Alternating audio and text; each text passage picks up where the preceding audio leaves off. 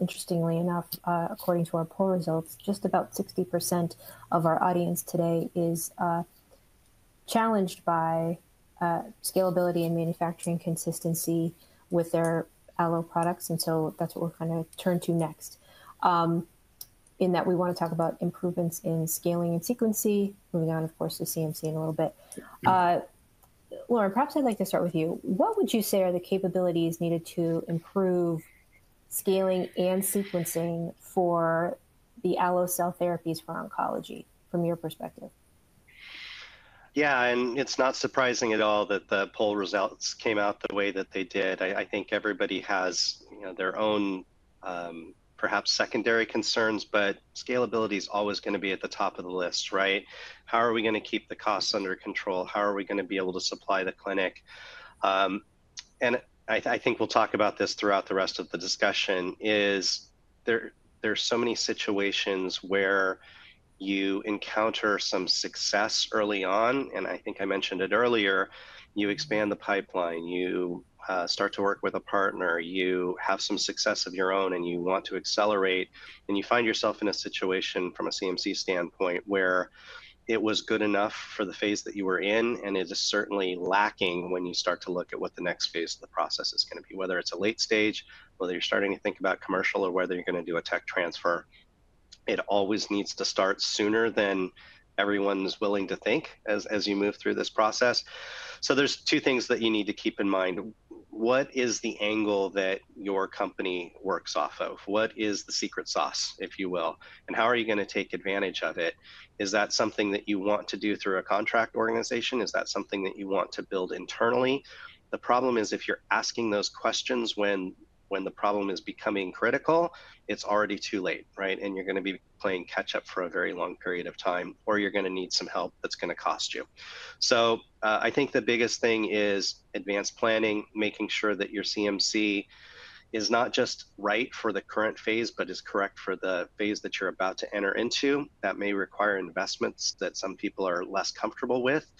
I think everyone wants to get to the clinic and spend their funds in the clinic because that's where the splashiest headlines come from. But realistically, it is just as important to have some manufacturing home runs, especially early in your development process, as it is to have some clinical home runs. Because if you have a clinical home run and you don't have the ability to back it up, it's going to become pretty obvious pretty quickly. Sure, that makes perfect sense. But Koki, building on certainly what Lauren said and addressing the fact that our audience, about 60%, do have scalability and manufacturing consistency challenges, tell us your thoughts on the capabilities needed to improve scaling and sequencing for the allo cell therapies. Well,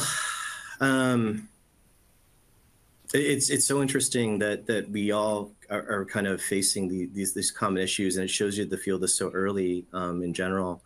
We think about scaling, of course. What we're trying to do is take what we've learned in our phase 3 program and see what we've learned over time and incorporate that into our phase 1 program.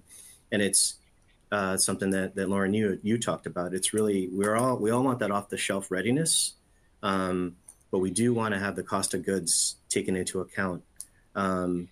So right from the get-go, and there's dynamic tension between our process engineers and our biologists about how do you fully develop a platform? What does that mean? It's not just for preclinical robustness. It's really for regulatory success. It's commercial GMP compliance. It's for the cost of goods.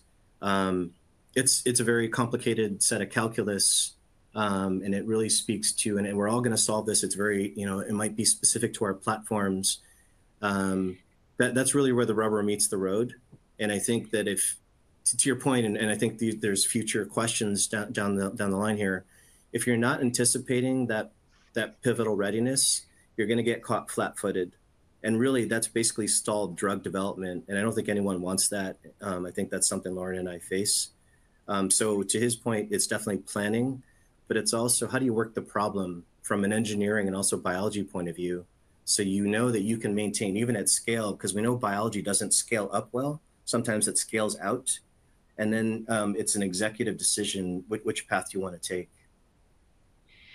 Yeah, I would completely agree with that. And one of the last points that I wanted to hit on here is sometimes from a CMC standpoint, the most important decision that you make is which of the process improvement ideas do you put on the shelf, right? They might be super, super promising, right? And one of the things I'll throw out there for us has been bioreactors, for instance, right?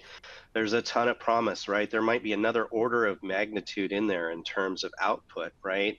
But you have to also look at what the time for implementation is and what comparability is going to look like. And the more dramatic a change that you propose, the longer the regulatory pathway to implementation is going to be. So you have to take the problem apart one piece at a time. And sometimes you have to set aside some really good ideas and say, the answer is not no, the answer is not yet for certain parts of the process. And that's probably the most challenging thing, because everything that we want to do as scientists and engineers is to come up with the biggest and baddest solution as quickly as possible. And it's super hard sometimes to say, hey, we've got a more moderate solution that's available to us that we can implement in a quarter or a quarter and a half, as opposed to something that's going to take 12 to 18 months. And you just need to figure out what the right balance is between the near-term successes that you need to address the next phase of development and what you want to just slow walk to a later phase.